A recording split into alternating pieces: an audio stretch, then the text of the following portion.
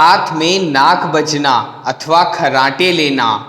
क्या आपको भी रात में खर्राटे लेने की समस्या है? तो राजीव दीक्षित जी द्वारा बताए गए इस उपचार पर काम करें। गाय का घी थोड़ा गर्म करके एक एक बूंद रात में सोते समय नाक में डालें, जल्दी आराम मिल जाएगा।